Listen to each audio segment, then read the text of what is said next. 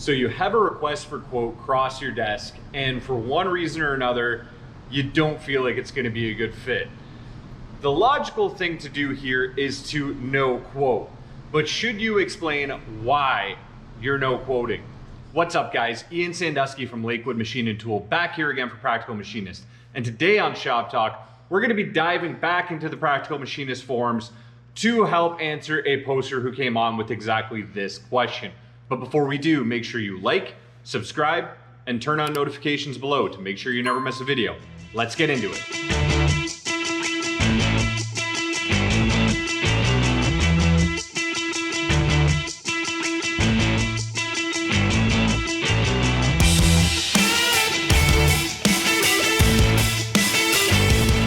Okay guys, so as promised today, we are going to be diving into the world of no quoting. To back up a second, let's all just make sure we're all kind of on the same page so we understand what we're talking about and make sure we're all talking about the same thing here. For those of you who have not handled this aspect of the business before, you know, maybe you are a machinist on the floor and you're looking at getting into starting your own business. Maybe you're trying to start your own side hustle. Maybe you're just in a position where you haven't dealt with quoting before. This is just kind of how quoting goes. This is going to be really quick, but just to make sure we're all on the same page. So when a company wants to get something manufactured, what they're going to send out is called a request for quote or an RFQ. I'm just going to say RFQ from this point forward because otherwise I'm going to be saying a request for quote a million times. So a good RFQ package has a few things. The first thing a good RFQ package has is the company information. I don't know about you guys, but this can be where a lot of quotes basically turn into a no quote almost instantly. I'm a very small shop. We have a few guys here. We serve the local market. Yeah, we serve, across Canada and the US, but with a small shop like mine and the limited resources we have, we don't have a huge purchasing department. We don't have a huge sales department or an export department. I don't feel extremely comfortable sending out work to places that are super far away. We're not sending work to Africa or Asia or even Europe because personally, I don't understand the way export stuff works. We don't get a lot of requests from there. I don't know how to ship things there. It's not something from the outset that if I get an RFQ from somewhere super far away that I'm gonna be interested in. I don't know how payment terms work or if someone refuses to pay me from another country far away, how I can chase that money up. And frankly, I'm not really interested in it. Secondly, I'm from Canada, same thing with a lot of the US. We have export controls on certain things we do. And I have had RFQs cross my desk before from countries where we are not legally allowed to export certain things, or at least there's enough gray area there that without doing a ton of homework, I'm not comfortable trying to get involved with. And I don't feel like getting in hot water over something like that. So right from the outset, the company information is the most important thing because that's going to disqualify quite a few RFQs that will cross your desk. Some of them may actually just be spam attempts. Some of them may be real RFQs and it's difficult to tell. Regardless, it's a good starting point. The second thing a good RFQ package has is the drawings for the components or parts that the customer wants to get made. This is where you're going to kind of look at it and determine, assuming it passes the first smell test, if it's going to be a good fit. Is the material something you can even source? Are the tolerances on that part or the construction of the part conducive to the kind of machines you have in? If it's a 5-axis part and you have 3-axis mills, it may not be something that's just a good fit for your company. Is it fabrication work that you're not set up for? Is it formed and pressed work that you're not set up for? Assuming it passes all of these things, and yeah, the work is suited for the shop, the material is something you can get, the last part of a good RFQ package is gonna have the desired need by date, the quantities, and the terms. So this is gonna detail whether this is rush work or whether this is a multi-year blanket order. Are the terms cash on delivery or do they want net 90 terms? Do they require material certs or inspection reports? These are all kind of the last things that are going to be involved in an RFQ. And all of these factors together are going to determine when you get an RFQ, whether it's something you want to take on or whether it's something you probably want to pass on. Assuming that you want to pass, you send out what's called a no quote. And a no quote is exactly what it says on the tin. It is a formal document that you send back. It can be an email. Sometimes you can call them and say, hey, we're going to no quote. But you are acknowledging the person who sent that RFQ that you are going to no quote. And first off, guys, you always, if you get an RFQ from anybody you want to work with in the future at all that you want to pass on, you do want to send an RFQ, or sorry, a no quote. You do not want to just go on in silence. Silence means they're not going to send you anything ever again. So you do want to at least acknowledge that you got the RFQ and that you are going to no quote. So to get to the meat and potatoes of this episode, a poster came onto the Practical Machinist forums, the shop management and ownership subforum, and wanted to know what people do when they no quote.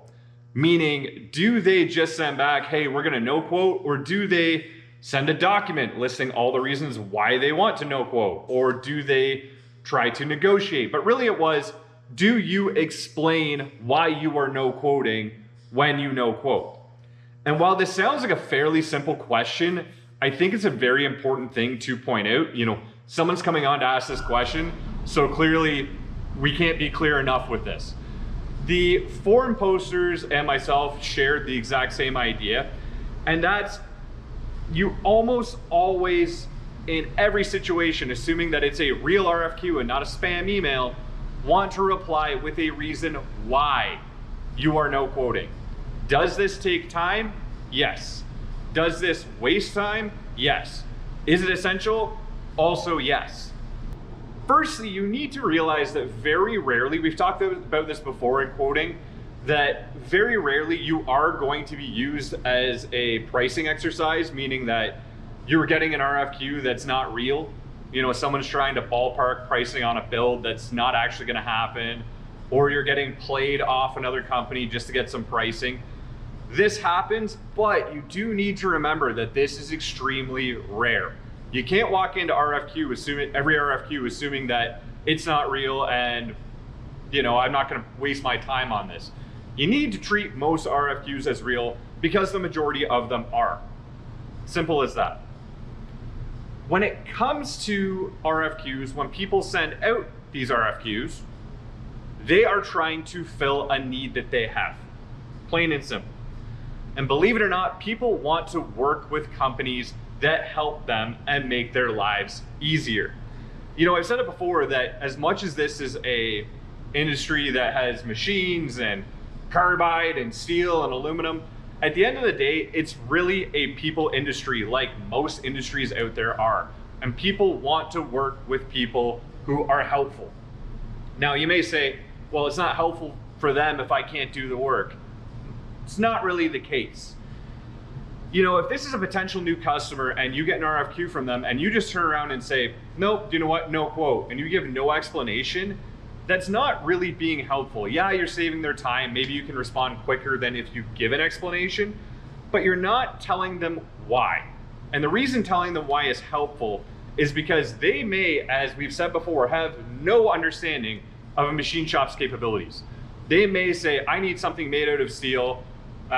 This press form part is made out of steel. Don't machine shops work with steel? And send it to you. They may have no clue as to what a mill does, or a lathe does, or a press, or understand that you can't do certain things. So if you just say no quote, they may say, oh, that company's too busy and they just don't want the work. When really it's you don't have the capability. And they may have a ton of work that's right up your alley that you're not gonna get now because you didn't explain why you couldn't do it. Or another scenario, you know, let's say you look at the drawing when we were going through that and you say, you know, I'm looking at the tolerances and they're way too tight.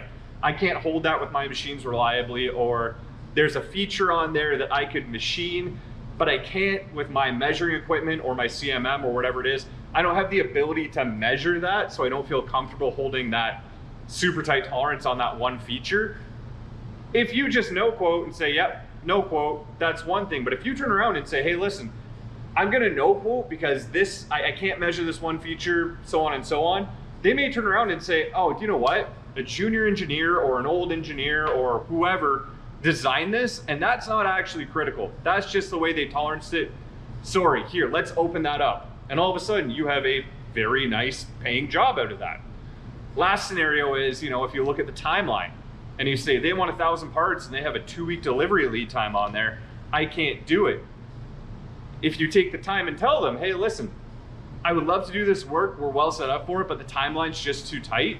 Again, they may turn around and say, oh, do you know what? We only need 5 of that 1,000 part order for the first assembly, and this 1,000 part order, the rest of that is for stock on the shelf. You can take 4 months with it, and now you have a 1,000 part order that you would have missed out on otherwise. The point is that when you're quoting and dealing with customers in any way, you want to give as much communication and open up the doors for as much communication as possible. If you stonewall and just, no quote, that's one thing. But if you open the door to get those conversations going, let them know what you do, let them know what you don't do, explore more quotes in the future, even if this one isn't going to work out. That's how you build business relationships. I've had companies that we've gone back and forth on quoting for up to a year before we actually got any work out of them because they didn't know what we did, we didn't know what they did. We went through all these factors and eventually we got it, and then it turned into a productive business relationship. So you need to be willing to take the time, even when it's not paying you yet, to communicate with potential customers, because very few of them are actually trying to waste your time. Most of them have a need that needs to get filled, and eventually you may find yourself in a position that can fulfill that need for them and develop that relationship. In any case, guys, I'd like to know in the comments below, how do you handle no quoting? How much do you send back? Do you have a report that you send back? Do you fire off a quick email? Are you one of these companies that doesn't give a reason? I'd love to know in the comments below, because this was something that sounded simple to me, but clearly people wanted to know opinions on it. So let's all talk about it and see what we're all doing out there. As always, make sure you like, subscribe, and turn on notifications below to make sure you never miss a video. Thank you very much for watching, guys. You take care.